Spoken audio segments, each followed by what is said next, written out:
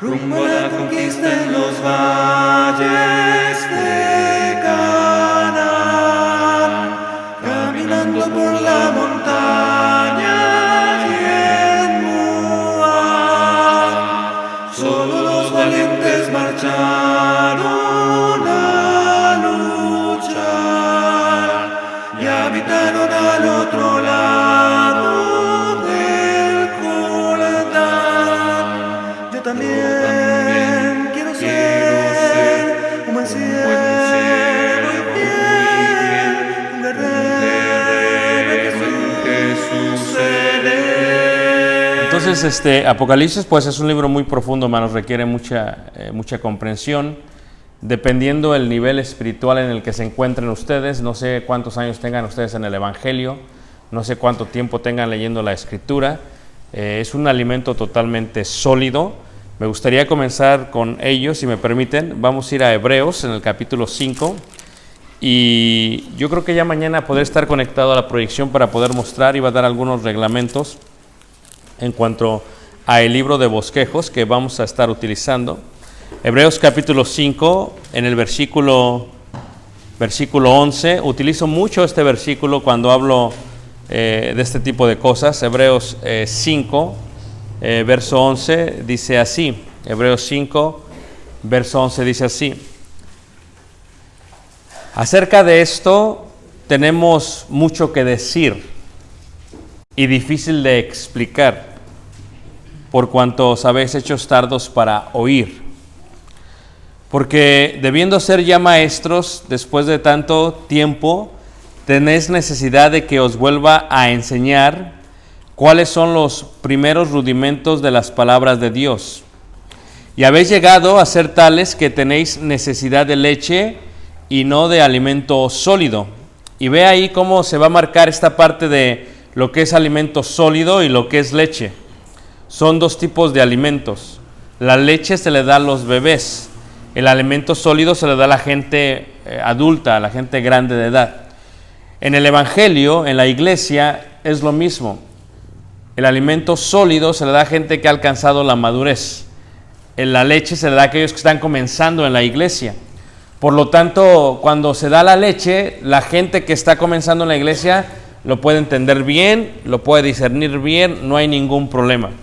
Pero ya cuando se da la parte del alimento sólido, hay veces la gente, dependiendo del nivel espiritual que se tenga, la madurez, empieza a chocar con la mente porque no hace mucho sentido a veces.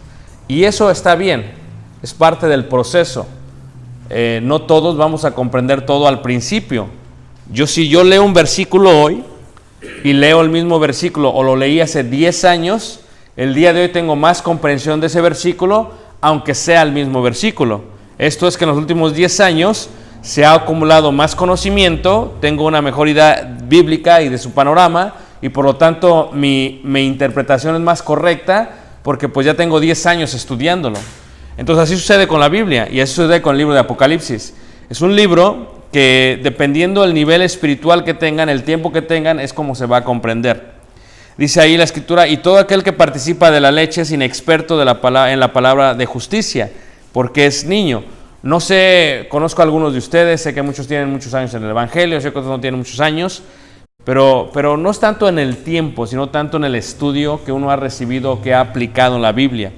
Dice ahí: pero el alimento sólido es para los que han alcanzado madurez, para los que por el uso tienen los sentidos ejercitados en el discernimiento del bien y del mal. Y precisamente Apocalipsis es un libro que va a hablar de los dos polos, del bien y del mal. Y lo que va a hacer Apocalipsis es que lo va a hacer en una forma muy especial, porque lo va a hacer como se hacía en los tiempos rabinos, que se repite constantemente, es lo que se le llama el paralelismo. Se va a repetir lo mismo constantemente, la misma enseñanza, pero se hace de distintas maneras. Para que me entiendan más fácilmente, primero se va a explicar con manzanas, y después se va a explicar con peras, y después se va a explicar con naranjas, pero sigue hablando de lo mismo, solamente que lo aplica en distinta manera. ¿Por qué se hace de esa manera? Porque se asegura de afirmar y confirmar lo que se ha enseñado al principio. Entonces Apocalipsis tiene el propósito de mostrar: esto es el bien, esto es el mal. El bien se mira de esta manera, el mal se mira de esta manera. El bien se explica así, se puede mirar así, o de esta manera, o de esta manera, o de esta manera, o de esta manera. Y el mal lo mismo, de esta manera, y se va extendiendo. Pero siempre la lucha es entre el bien y el mal. Y nosotros somos copartícipes de toda esta historia del Apocalipsis. Y eso es lo que pretendemos enseñar el día de hoy. Miren, si vemos la idea de la palabra Apocalipsis, empecemos por las palabras, hermanos. En el libro de bosquejos, levanten la mano, ¿quién tiene el libro de bosquejos? Ok, no todos, ok. En el libro de bosquejos va a haber una parte, y por eso necesitaba mi lápiz, pero está bien. Va a haber una parte, hermanos, en la parte de arriba del libro de bosquejos se va a encontrar algo así más o menos. Se encuentra el título que está en griego, Apocalipsis, en griego, Apocalipsis, que viene de la palabra, es una palabra transliterada del griego, ¿ok? Apocalipsis, cuando tú dices en griego apokalupto ton lagan tudeo, se dice yo estoy revelando o yo estoy manifestando la palabra de Dios. Su Apocalipsis, la misma palabra significa en griego revelar, ¿ok? La palabra Apocalipsis significa en griego revelar, quitar el velo, descubrir. Eso es lo que significa la palabra Apocalipsis. Juan no fue el único apóstol que recibió una Apocalipsis, o lo vamos a traducir en forma correcta, una revelación. Para todos aquellos que recuerdan cuando sacaban fotos con las cámaras antiguas, tú sacabas las fotos con las cámaras antiguas y tenías el rollo, el cual no se ponía a exponer a la luz porque se perdía todo. Tenías que, para ver la fotografía, para poderla revelar, antes tú tomabas fotos, 36 fotos, y no sabías si habían salido bien hasta que las revelabas. Las llevabas al lugar donde las revelaban, las dabas, y a veces, no es como que podía regresar al lugar de vacaciones para volverlas a tomar. Se acabó, si no salía bien, o sea, ahora tomas la foto, la revisas, no te salió, no te gustó, la vuelves a tomar, la revisas hasta que quede bien. En aquellos tiempos no era así. La revelación es precisamente eso. Se va a mostrar, se va a quitar el velo, se va a descubrir, se va a revelar algo que está oculto. Es como si tuviéramos una casa y una ventana y quisiéramos ver hacia afuera, pero hay una cortina. Si tomáramos la mano y quitásemos la cortina, lo que estamos haciendo es que estamos haciendo un apocalipsis. Estamos revelando para ver afuera con claridad. Si se deja la cortina se puede ver, pero no se observa correctamente. De lejos se ve opaco, te cubre totalmente. Pero si quitas, si apocalipsis, si revelas, se puede mirar lo que Dios quiere que mires. Es parte de lo que vamos a ver. Apocalipsis es un velo que se quita.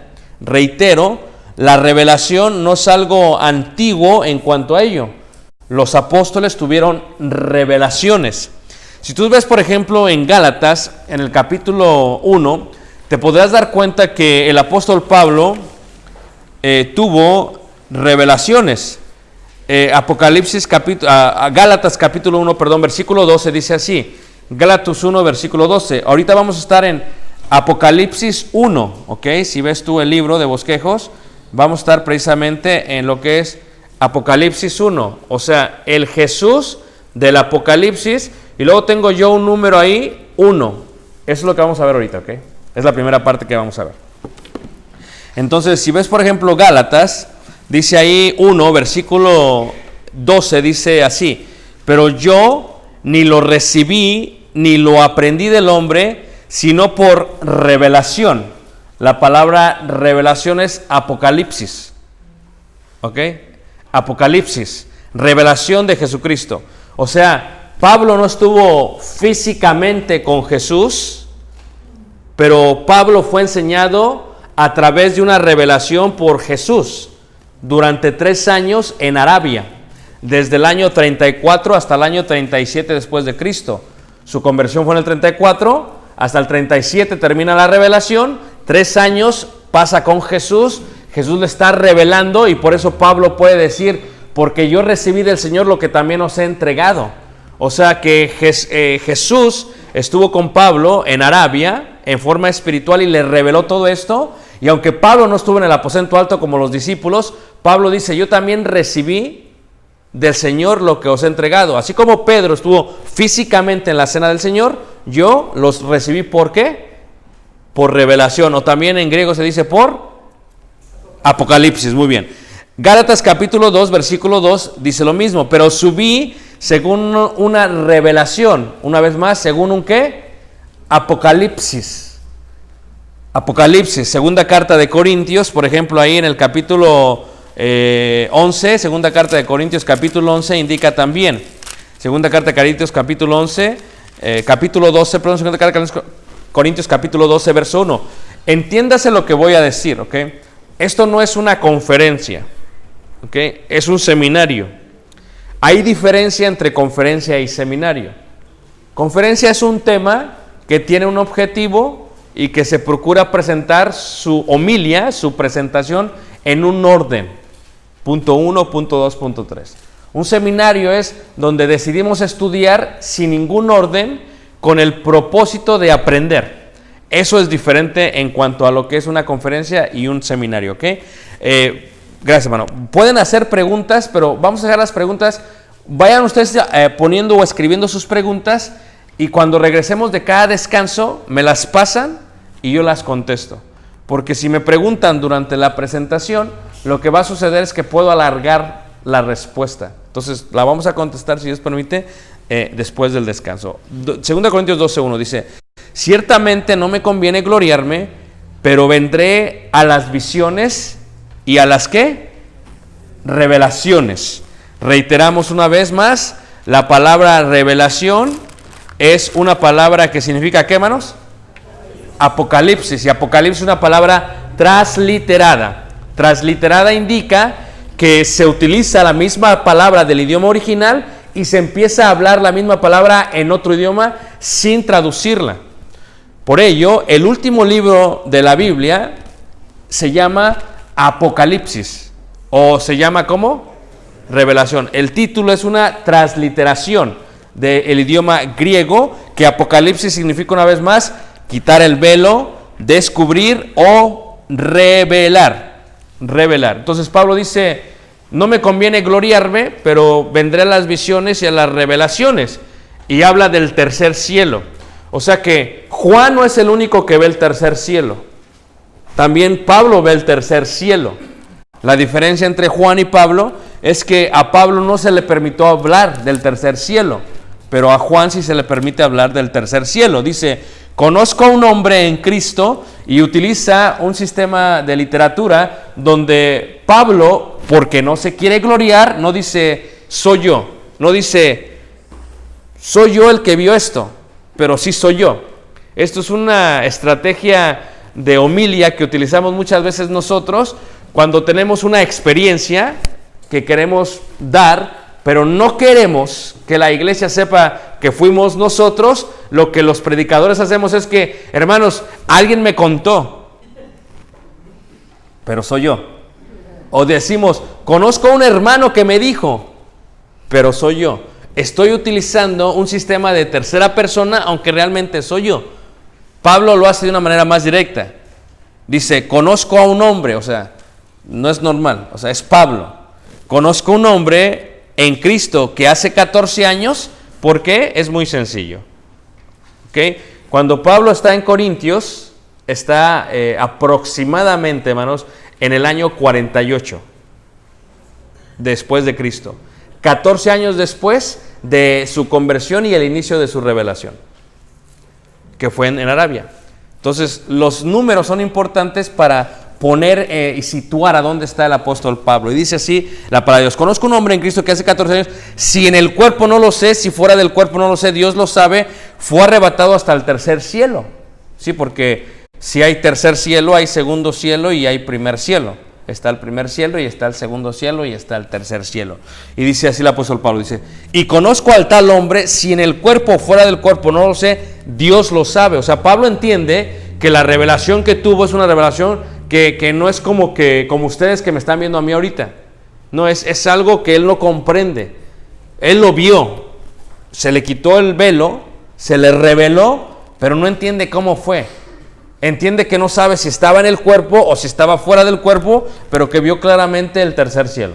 Y dice Pablo así, dice que fue arrebatado al paraíso, y aquí es donde tú te das cuenta que el tercer cielo es lo mismo que el paraíso, y luego cuando empiezas a hacer a trazar la Biblia correctamente, sabes lo que es el paraíso, etcétera, etcétera, y empiezas a darte cuenta de qué está hablando, y hablaremos del paraíso en Apocalipsis capítulo 2. Y dice ahí, dice que fue arrebatado al paraíso, donde oyó palabras inefables que no les dado al hombre expresar. ¿Cuál es la diferencia?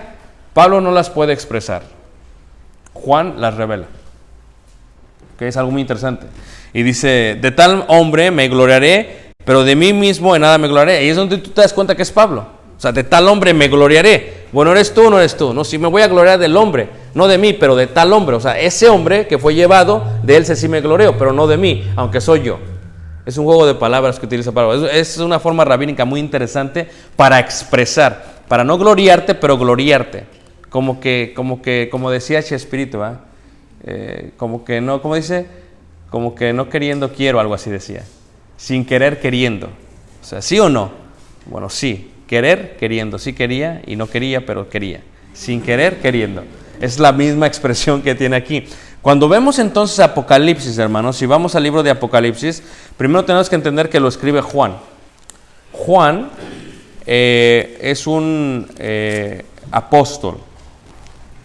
Juan lo escribe en la isla de Patmos. Patmos se encuentra en medio del mar Egeo.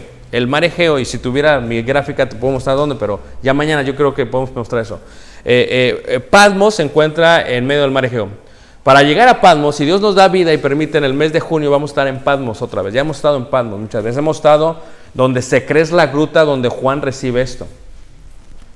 Tú tomas un barco de Esmirna y duras 4 horas para llegar a Patmos. 4 horas. O sea, tú viajas, pasas primero por 2 islas, pasas por otra isla, bajan la bandera de Turquía, la cambian a Grecia porque pasa mar griego, y de pronto a la 4ª hora llegas a Patmos. Es una isla increíble. Es más, las mejores islas de todo el mundo posiblemente son las islas griegas, porque es espectacular el panorama. Entonces ahí es donde Juan recibe el Apocalipsis, la revelación. ¿Cuándo? Un día domingo. ¿Ok? Un día domingo. Entonces, entiendan que Pablo no estaba en cárcel, estaba exiliado. ¿Ok? Es muy distinto, hermanos. No estaba en cárcel, o sea, se le había quitado el poder estar con la gente que él quería. Estaba exiliado en un lugar extraño. ¿Ok? Pero realmente es un lugar hermoso. Apocalipsis 1, versículo 1 dice así entonces, dice, la revelación, o podríamos decir ahí, el Apocalipsis, ¿de quién, hermanos? De Jesucristo. Entonces dice, la revelación, o dice ahí, el Apocalipsis de Jesucristo. Entonces, primero, revelación es Apocalipsis de Jesucristo. O sea que así como Pablo recibe la revelación, también ¿quién está recibiendo la revelación, hermanos? Juan. ¿Ok? Juan. Y dice que Dios le dio, y aquí esto es muy importante porque lo que va a utilizar Juan es esta palabra, que Dios le dio para manifestar. Sépase que manifestar es una palabra importantísima en el libro, porque manifestar no es revelar, pero tiene un mismo propósito. Revelación, Apocalipsis, significa, una vez más, quitar el velo. Y la palabra realmente está, en el griego original, está lipsis y apokos, que significa estar bajo juicio. Lipsis es juicio. Es una persona que está bajo juicio. Y se utiliza la palabra, se compara con un molino. Cuando tú pones granos o maíz o lo que sea y lo empiezas a moler, eso es lo que significa. Estás siendo presionado, lipsis, estás bajo un juicio, es lo que significa la palabra Apocalipsis, ¿ok? En el griego si lo separas, ¿ok? Ahora dice, para manifestar, la palabra manifestar, ¿verdad? Viene del griego dexai, que significa enseñar, mostrar por medio de símbolos u objetos que tienen cualidades o virtudes terrenales que se pueden aplicar a las virtudes o cualidades espirituales. Y dices, a ver, hermano, explícamela más despacio porque ya me revolviste. Lo voy a repetir. Enseñar o mostrar por medio de símbolos. Ahí está la pregunta. Símbolos. Primero, ¿qué es un símbolo? Voy a tratar de usar mi tableta. Es un poquito complicado, maestro. Es que el pizarrón... No, mejor mi tableta, ¿ok? Entonces, ¿qué es un símbolo, hermanos? ¿Ok? Un símbolo, hermanos. Si tú ves, por ejemplo, si tú pones, por ejemplo, el símbolo de pesos. Díganme ustedes, ¿cuál es el símbolo de pesos, hermanos? Es como una S y luego le pones, ¿qué? Una línea. No está bien, ahorita es que es la tecnología, se acostumbra. Entonces, esto es el símbolo de pesos, ¿verdad que sí? ¿Estamos todos de acuerdo? Símbolo de pesos. ¿El pizarrón? Bien, ahí viene. Este es el símbolo de pesos. Entonces, la pregunta que yo voy a hacerles, hermanos, es importante para explicar lo demás. La palabra símbolo es importante utilizarla, porque manifestar significa enseñar por medio de ¿qué, hermanos? De símbolos. ¿Puedo usar este y se borran? No vaya a ser que sea permanente y luego les estropee el pizarrón. Ok, entonces la palabra símbolo, hermanos, es importante. Símbolo es un objeto o ser que representa un concepto abstracto, invisible, por alguna semejanza o correspondencia. O sea, que para que ustedes me entiendan mejor, hermanos, esto es un símbolo. ¿El símbolo de qué? De pesos. ¿Estamos todos de acuerdo, hermanos? El símbolo de pesos. Entonces, pero esto no es dinero. ¿Verdad que no es dinero? ¿Es un qué? Exactamente, es una representación. Entonces, cuando ustedes ven esto, lo que yo le estoy diciendo es dinero, pero esto no es dinero. Le estoy diciendo pesos, pero esto no es pesos. ¿Ok? Eso es un símbolo. Este es otro símbolo. ¿El símbolo de qué? De más. Cuando ven este símbolo, está empezando en sumar. ¿Ok? Está empezando en sumar. Aunque esto no es una suma, esto es una suma. Aunque esto no es dinero, esto es dinero. O sea que se utiliza un objeto de alguna otra manera que va a representar un concepto abstracto e invisible. El problema que tenemos con Apocalipsis, hermanos, y no es un problema, es algo hermoso, es que vamos a hablar de cosas espirituales. Y si vamos a hablar de cosas espirituales, tenemos que aceptar que las cosas espirituales no se pueden tocar, no se pueden palpar. Por ejemplo, cuando tú estás preocupado, ¿quién ha estado preocupado en su vida? Ok. ¿Podrían decirme, verdad que a veces estás más preocupado y a veces menos preocupado? ¿Cómo lo mides? Si yo te digo que la preocupación se va a medir a través de 1 kilo. ¿Cuántos kilos estás preocupado? Y dices, no, es que hermano, no, así no funciona. Digo, no, así funciona. No funciona. Porque la parte espiritual o el peso de estar asediado o de estar preocupado no se puede pesar, porque es un aspecto espiritual. Ahí entiendes por qué pasa algo en la calle de lo cual no te has enterado y no sientes ninguna preocupación. Y de pronto te enteras y todo ese peso cae sobre ti. Y dices, ¿cómo fue? Ya estaba ahí, ya había pasado, pero todavía no lo tenías sobre ti. Es una parte espiritual. Lo mismo se hace con el amor. Si tú le dices a tu mamá o a tu esposo, si tú le dices a tu esposa, ¿cuánto me amas, mi amor? Y dice, te amo mucho. Sí, pero ¿cuánto me amas? Pues mucho. Dime cuánto, ¿cuántos kilos? No, pues es que no es así. No es así. Porque el amor es algo también espiritual. El amor tampoco se puede, ¿qué? Medir. Las cosas espirituales no se pueden medir. Eso es lo que tienes que entender. todo lo que va a hablar Apocalipsis es manifestar, indica, nos va a enseñar o mostrar a través de símbolos la vida espiritual. Y eso es complicadísimo. Es complicadísimo. Porque si yo te digo, a ver, ¿cómo es la nariz del diablo? Y dices, pues no sé. No, dime cómo es la nariz del diablo. Fea, fea. ¿Pero por qué dices fea? A ver, ¿cómo son los ojos del diablo? Horribles, horrorosos. ¿Pero por qué dices eso? O sea, realmente no podemos describir lo espiritual sino a través de símbolos. Y los símbolos lo que hace es que describe la parte espiritual. Por ejemplo, aquí yo diría, ¿cuántas personas aquí son miembros de la iglesia? Y muchos dirían, no, pues vamos a decir que tenemos aquí 100 miembros. Es un ejemplo solamente, no sé cuántos son. 100 miembros. 100 miembros. ¿Ok? Tú dices, son 100 miembros. Son 100 personas las que vienen, las que son bautizadas. Pero la pregunta sería, ¿realmente son 100 miembros? Porque en la parte espiritual no sabemos cuántos miembros son. Porque puede ser que sean 100 y de los 100 solamente 5 realmente sean miembros. Y los otros 95 nada más vienen a causar problemas. ¿Me entiendes? O sea, esto puede ser que sea la cizaña, ¿ok? Y que esto sea verdaderamente ¿el qué? El trigo.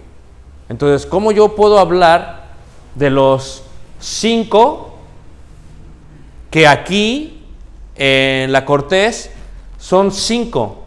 Pero si luego hablamos de otra congregación que tenga 50 miembros y ahí son 2 y 48 y así sucesivamente. ¿Cómo yo puedo hablar de los que verdaderamente son trigo, de los que verdaderamente son hermanos y de los que no lo son? Lo tengo que hacer a través de un símbolo.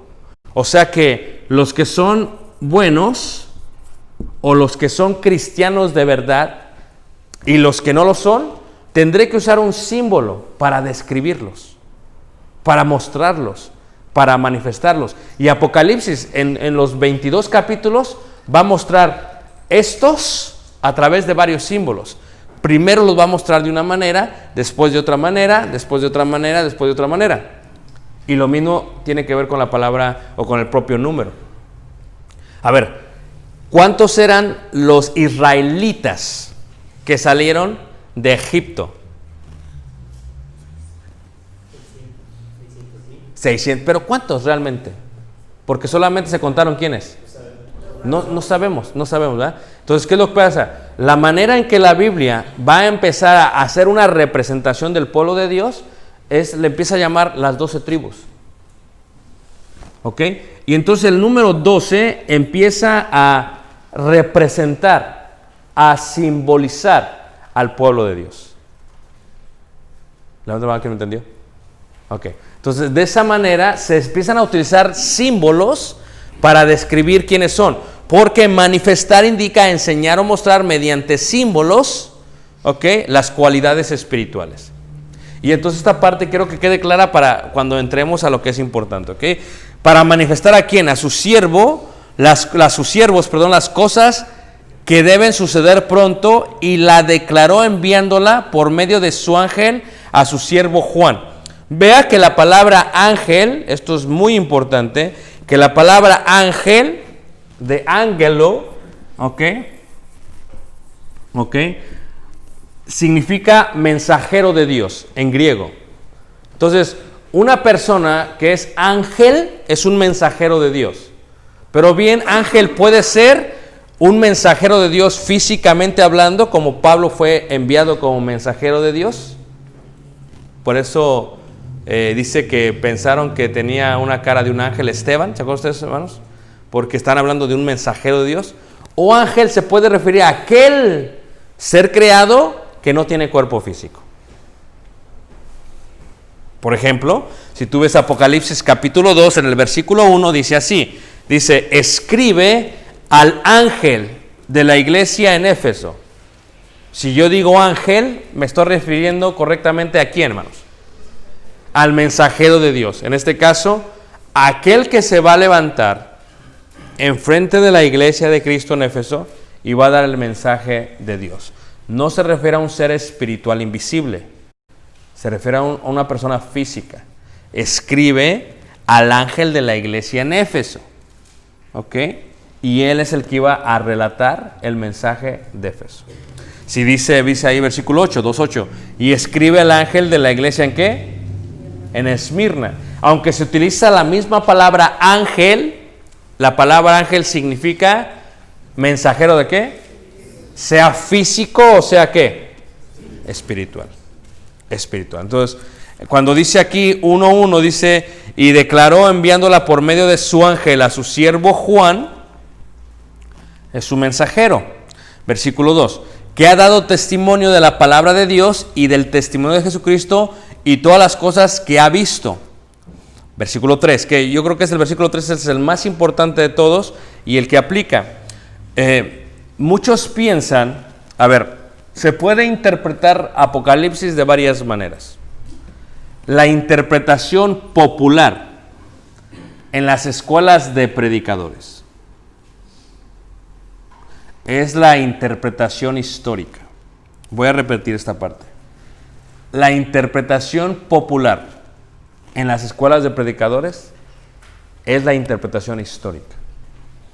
¿Ok? ¿Cómo se maneja esta interpretación?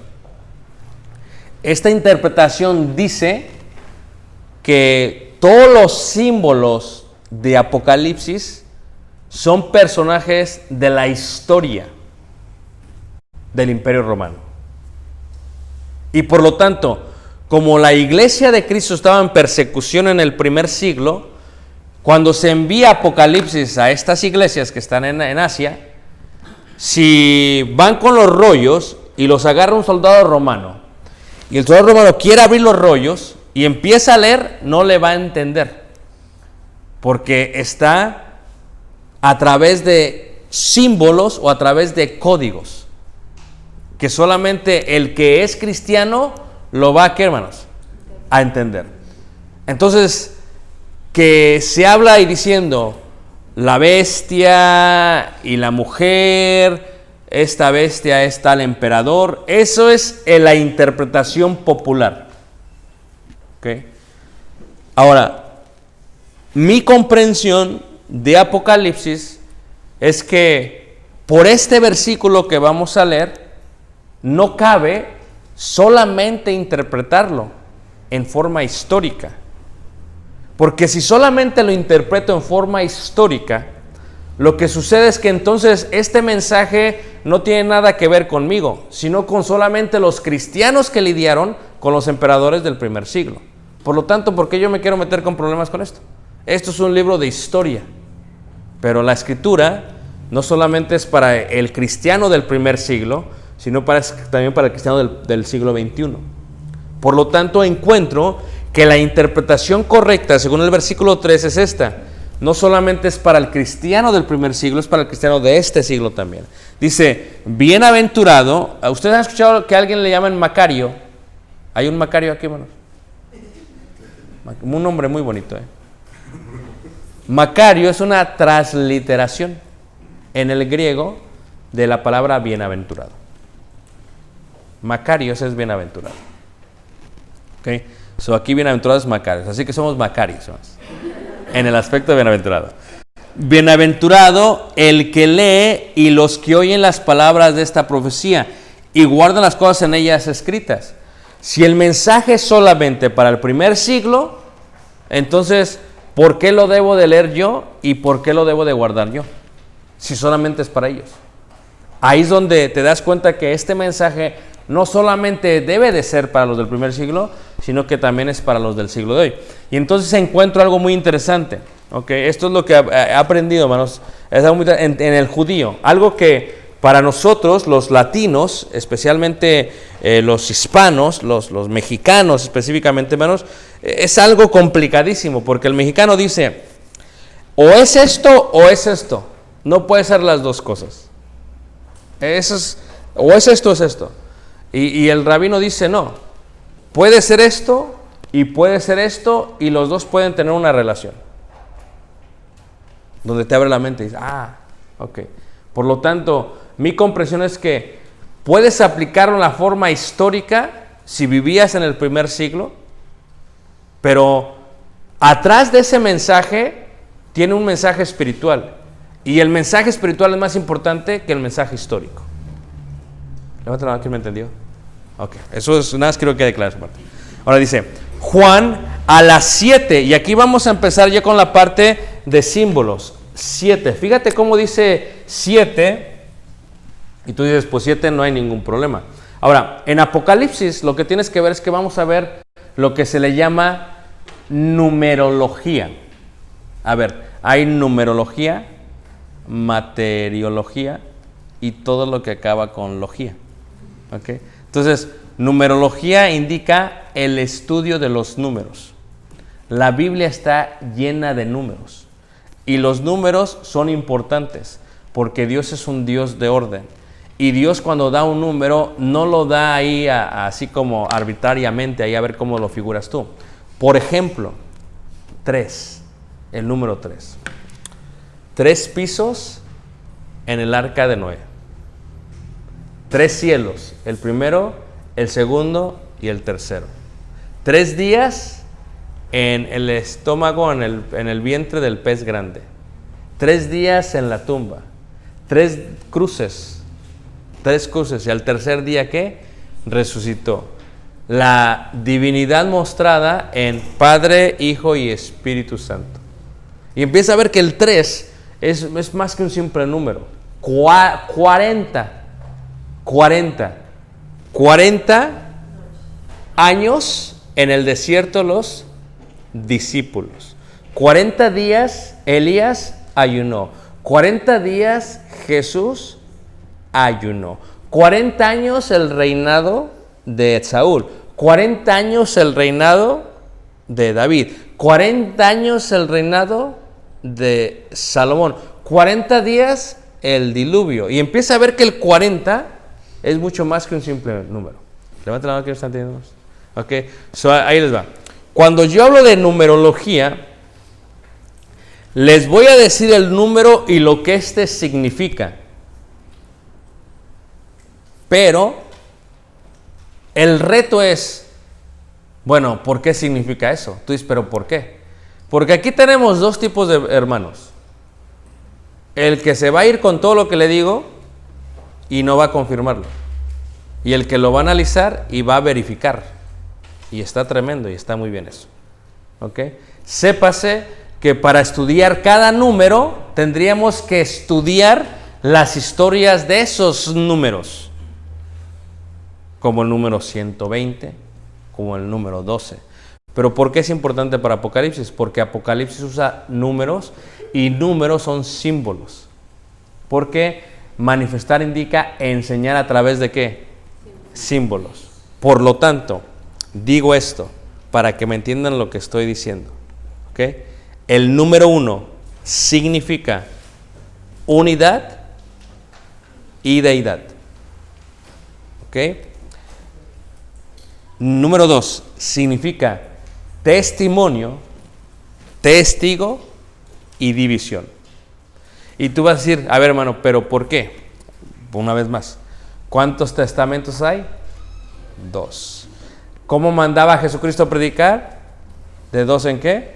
En 2. Y te puedo enseñar, pero de esto tengo mucho tiempo, muchas cosas que decir, poco tiempo de explicar. Porque si ustedes creen que vamos nada más a una clase de numerología, pues vemos 3 días de pura numerología. Pero no es el punto. El punto es que quieren ver Apocalipsis. ¿Todos me están siguiendo, hermanos? Y en el libro de bosquejos pongo todos los versículos aplicados a lo que estamos hablando. Por eso les di el libro de bosquejos, si no les hubiera dado nada. Y ustedes hacen sus apuntes. ¿Va? Pero no conviene así porque dice, hermano, ¿qué dijiste? Espérate, repítelo otra vez. No, ya está en el libro de ¿qué? De bosquejos. Número 3 indica una vez más deidad. Indica una vez más dispensaciones. La ley patriarcal, la ley mosaica, la ley cristiana. 3 cruces, 3 pisos, 3 cielos, etcétera, etcétera, etcétera. ¿Ok? Pero indica también deidad, divinidad. ¿Por qué? Porque Padre, Hijo y Espíritu Santo. 4 indica los 4 puntos cardinales. Los 4 puntos cardinales. O sea, todo el mundo. Por ejemplo, cuando tú ves el mar en el templo, tú vas a ver que en el tabernáculo había 7 muebles. Y en el templo se duplica todo eso. En el tabernáculo estaba el altar del sacrificio, la fuente de bronce, la mesa de la proposición, el candelabro, el altar del incienso, y adentro estaba el arca del pacto y el propiciatorio encima. 1, 2, 3, 4, 5, 6, 7. 7 muebles. Porque el número 7 es número de completo, número de perfección. ¿Cuántos días en la semana? 7. ¿Ok? ¿Cuántas iglesias de Cristo mencionadas en Apocalipsis? 7. O sea, pero ¿cuántas iglesias de Cristo hay? O sea, yo no puedo hablar en forma literal, porque tú dirías, bueno, en forma literal vamos a decir que hay 300 iglesias de Cristo en el estado de Illinois, de donde yo soy, inglés y español, 300 iglesias de Cristo. Y en México vamos a decir que hay 2000, es un ejemplo solamente, no sé cuántos hay, 2000, ¿ok? Pero ciertamente, si nada más son 7 iglesias, ¿por qué 7 iglesias a esto? Porque 7 es un símbolo que es igual a todas las iglesias de Cristo de todo el tiempo de la existencia del mundo. Porque 7 es perfección. 7 es ¿qué? Completo. En el templo, por ejemplo, ves el mar. El mar reemplaza hasta cierta manera la fuente de bronce, porque el mar tiene sobre el mar 12 bueyes, 3 viendo al sur, 3 viendo al norte, 3 viendo al oeste, 3 viendo al este, 12 bueyes, donde se sienta sobre sus lomos el mar, el agua, 3000 litros del agua, y 3 ven para acá, 3 acá, 3 acá, 3 acá. 4 puntos cardinales. El sacrificio hacia todo el mundo. Por eso son 4 evangelios: Mateo, Marcos, Lucas y ¿qué? Juan. ¿Ok? Entonces 4. El 5 significa gracia. El 6 significa humanidad. El 7 significa perfección. El 8 significa nuevo inicio. Y así sucesivamente. Los números tienen ese propósito. Ahora, vean ustedes, vamos a hablar específicamente en esta clase de, quiero tocar, es algo que ya no sirvió. Seguro que no era, bueno, ya ustedes lo arreglan después. Yo les pregunté, ¿ok? Está bien. Vean ustedes, vamos a hablar, porque una cosa que sí quiero tocar mañana y pasado son, más el sábado, son los puntos más controversiales del Apocalipsis. O sea, lo que la gente dice, no entiendo. Explícamelo otra vez, ¿ok? Y uno de ellos voy a explicar ahorita que estamos viendo numerología. ¿Listos? Entonces, 12 es un símbolo del pueblo de Dios. ¿Verdad que sí? Porque ¿cuántas tribus fueron? Aunque realmente fueron más de 12. Fueron 13. Y aunque realmente fueron 14. ¿Ok? ¿Por qué estoy diciendo esto? Porque así lo dice la Biblia. O sea, tú tienes a las 12 tribus y luego tienes a José, y José tiene 2 hijos, uno se llama Manasés y otro es Efraín. Manasés significa Dios me ha hecho descansar de mi trabajo, y Efraín significa fructífero. ¿Y qué es lo que pasa? De las 12 tribus más 2 son 14, pero como quitaron a José, pues le quitas uno, son 13. ¿Sí me entiendes? Pero no se va a representar al pueblo de Dios con 13, sino con 12. Siempre son 12. Entonces 12, pueblo de Israel. Ahora, 12, pueblo cristiano, que vino a través de los apóstoles. ¿Verdad que sí? Eran 12, aunque realmente no son 12, aunque realmente son 13, pero realmente son 13, son 14, pero si lo quitas son 13 y luego son 12. ¿Qué estoy diciendo con esto, hermanos? Que tienes a 12, realmente tienes a 12, ¿verdad? ¿Y qué pasa? Uno tiene que ser reemplazado, y Matías lo reemplaza, y realmente Matías sería como el 13, pero no es el 13, es el 12. ¿Sí me entiendes? Y luego viene Pablo, y Pablo pues realmente es el 14, pero no es el 14, es el 13. Entonces esto es lo mismo que sucedió en el Antiguo Testamento.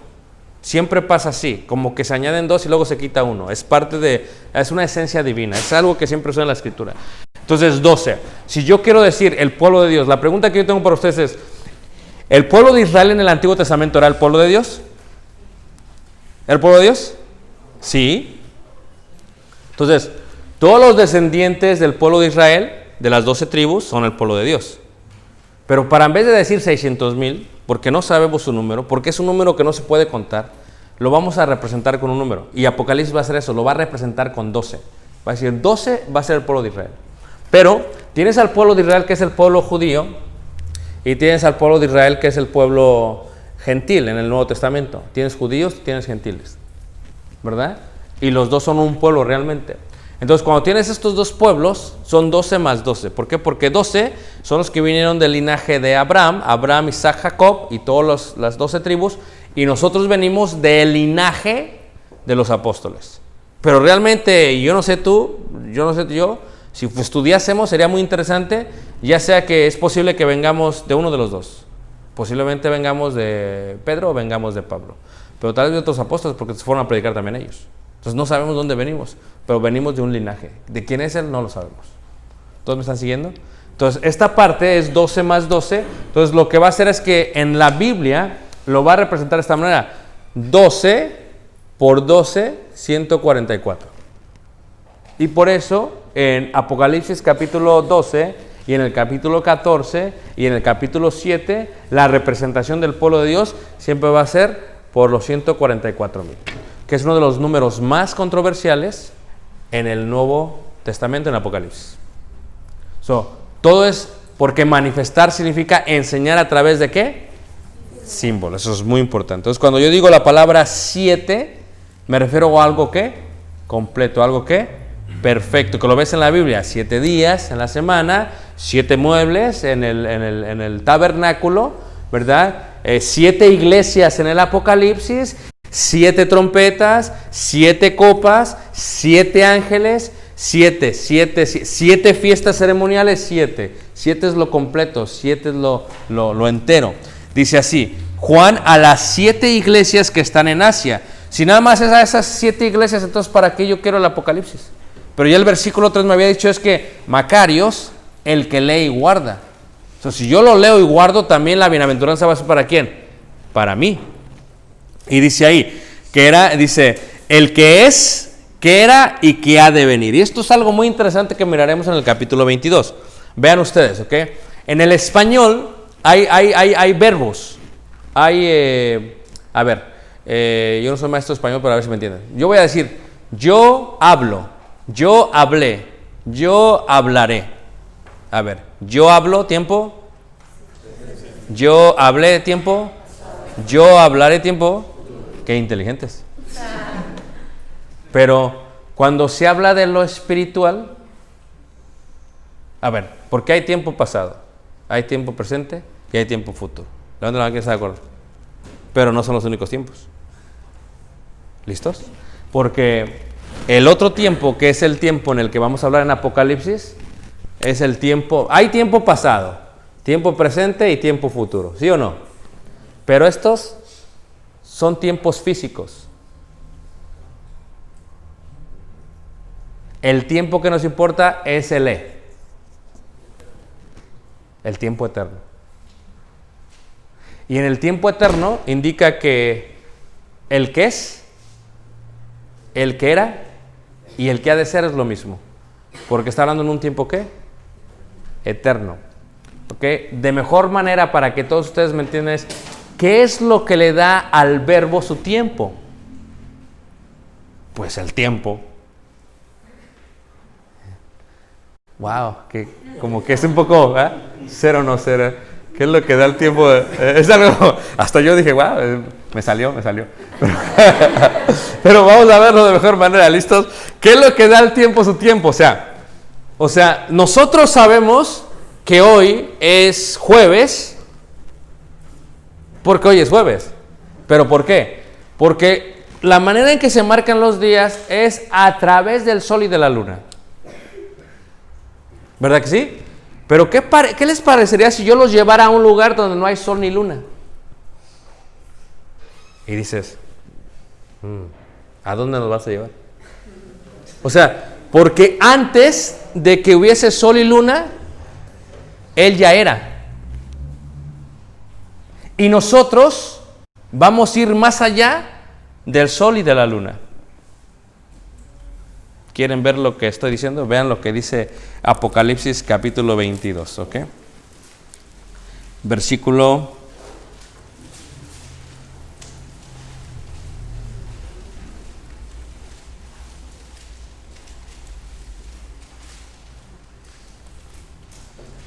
22 dice 1, 2, 3, 4 y 5. Dice así la palabra de Dios. Vamos a ver del capítulo 21, versículo 22, ¿ok? Dice, 21, 22 dice, y no vi en ella templo, porque el Señor Dios Todopoderoso es el templo de ella y el Cordero. La ciudad no tiene necesidad de sol ni de luna que brillen en ella, porque la gloria de Dios la ilumina y el Cordero es su lumbrera. Y las naciones que hubieren sido salvas andarán a la luz de ella, y los reyes de la tierra traerán su gloria y honor a ella. Sus puertas nunca serán cerradas de día, pues ahí no habrá noche, y llevarán la gloria y la honra de las naciones a ella. No entrará en ella ninguna cosa inmunda, o que hace abominación y mentira, sino solamente los que están escritos en el libro de la vida.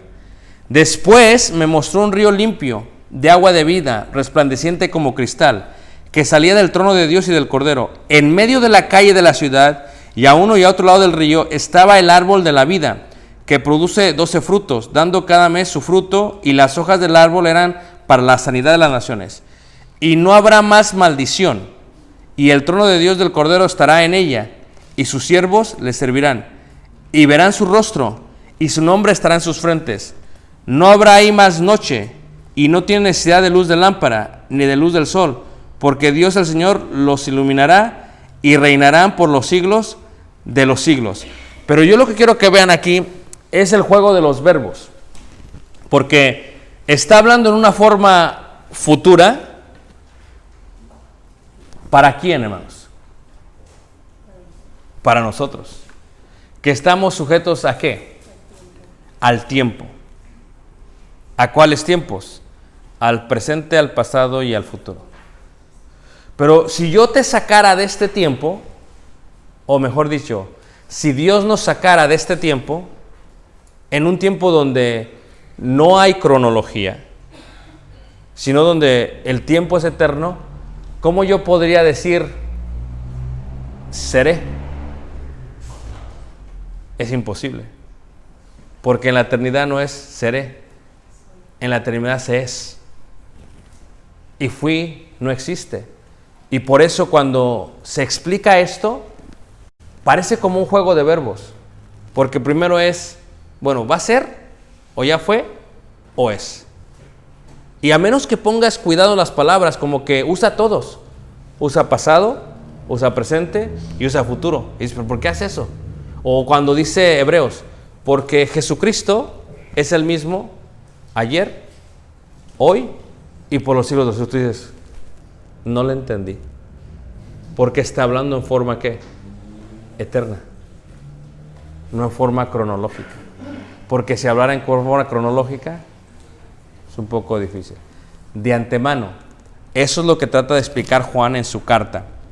En la primera carta de Juan, en el capítulo 5, explica eso. 5, versículo 13, dice así. 5, 13. Ahora, les voy a preguntar. Ahora, estoy hablando hermanos, estoy hablando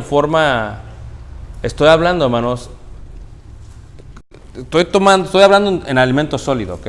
So, si alguien se queda como hermano, como que no le estoy entendiendo, como que no estoy conectando, no te sientas mal, está bien, ¿ok? Porque son cosas que dices como que te estoy haciendo pensar más de lo que debes estar pensando. Está bien. Yo le digo a la gente, a los hermanos, es que en la iglesia tenemos esta idea. Aceptamos las cosas, pero no las comprendemos. Las aceptamos porque así siempre se nos ha enseñado, pero no las comprendemos. Pero cuando las comprendemos, la convicción es real. Muy importante eso, hermanos. Aquí dice en primera carta de Juan, capítulo 5, versículo 13, dice así. Leeremos desde el versículo 11, 5:11, dice. Y este es el testimonio que Dios nos ha dado.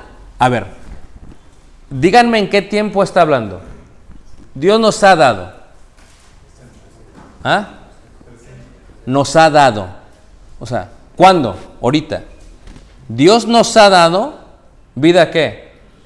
A ver, si nos está hablando en tiempo presente o hasta cierta manera en tiempo pasado, nos ha dado vida eterna. A ver, díganme, ¿qué ya tenemos ahorita?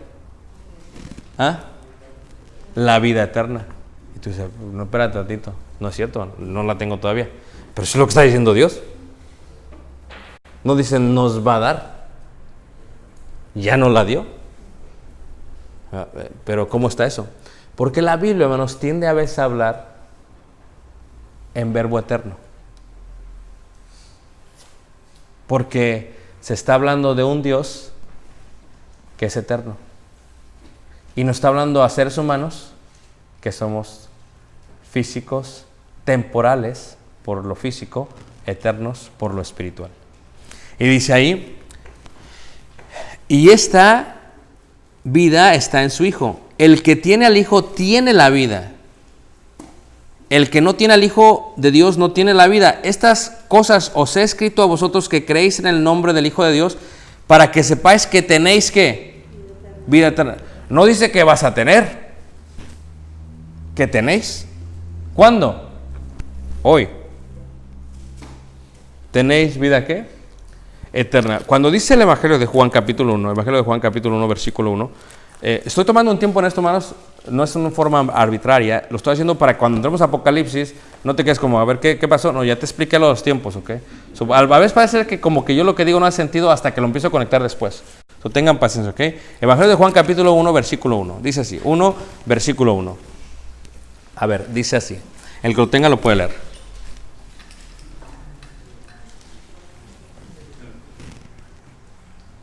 Oh, ¿ya está ahí? Wow, qué rápido eres, Nico. Yo pensé que era una revelación de los hermanos y wow. Está bien. 1:1 dice así. Dice, en el principio era ¿qué? El verbo. Y tú dices, ¿cuál principio? Porque lo que nosotros pensamos que es principio, mira, tú y yo tenemos una mente finita. Dios tiene una mente infinita. Nuestra capacidad de pensamiento está así, chiquito, hermanos, chiquito. De otros está así. Y de otros así. Y de otros así. Pero esto no se compara con Dios. Entonces, cuando tú dices, en el principio era el verbo, tú estás pensando en el principio de la creación. Porque tú piensas que el principio es el principio del tiempo cronológico. Pero no es eso. Habla del principio de la eternidad, que realmente no tiene ¿qué? Principio. Por eso Jesucristo es el alfa, la primera letra y el omega. O sea, en Él no hay principio. Él es el primero y Él es el último. Y dices, pues no que no había, no es que no hay. Pero se explica para que no vayas más atrás. Si tú, en forma finita, dices, es que lo que tiene inicio tiene que tener final. Lo que tiene inicio tiene que tener final. Entonces, para esa mente finita te dice, ok, entonces Dios es el principio y el fin. Pero realmente Dios es más allá de eso. ¿Ok? Y dice, y el verbo era con Dios, y el verbo era ¿qué? Dios. Y dices, a ver, hermano, bueno, era, estaba, no estaba, con quién estaba, a ver, ¿cómo está esto? Y es parte de la comprensión. Lo aceptamos, pero no lo comprendemos. ¿Ok? Entonces, cuando estamos viendo Apocalipsis, hermanos, fíjate ahí, Apocalipsis en el capítulo 1, 7 significa ¿qué, hermanos? Perfecto. Entonces, cuando dice Juan 1:4, Juan a las 7 iglesias que están en Asia, gracia y paz a vosotros, del que es, que era y que ha de qué? De venir. Porque el tiempo en el que Él está es un tiempo ¿qué? Eterno. Aunque realmente es el mismo tiempo en el que nosotros estamos. Dices, a ver, barajémala más despacio. ¿Okay? ¿Cómo me falta mi tabla? Mañana yo creo que va a estar la tabla, ¿ok? Haz de cuenta que que esto es la eternidad, nunca tiene fin, ¿verdad? Entonces, en un momento de la eternidad, Dios decide crear el tiempo cronológico y lo saca, y es el primer día. Pero ese primer día no es el principio y el fin. Es una parte del tiempo eterno. Y es una parte que va a regresar a la eternidad. Entonces, cuando lo saca de la eternidad, el tiempo cronológico, e inicia, es un principio y un fin. Tú y yo vivimos en ese tiempo, que realmente es parte del tiempo eterno, pero que es una parte muy pequeña. Por lo tanto, para entender esto mejor, yo te diría, ¿cuánto es un día? ¿O cuánto es un año? ¿O cuántos son nuestros 1000 años? Si estamos en el año 2018, después de Cristo, ¿cuántos son 2000 años?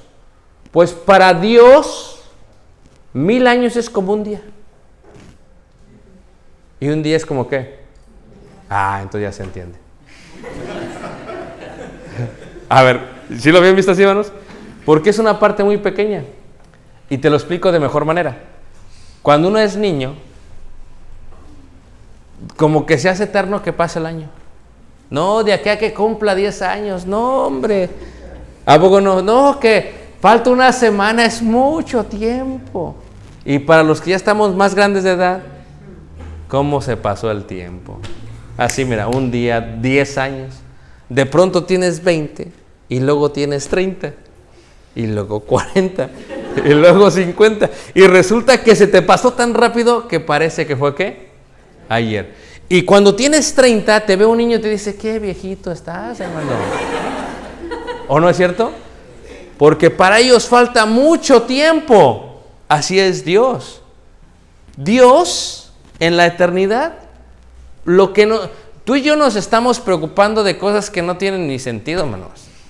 Honestamente, que si me van a dar el trabajo, que si me va mal mi esposo, o sea, son cosas que no tienen ni sentido. Pero nos preocupamos como seres humanos.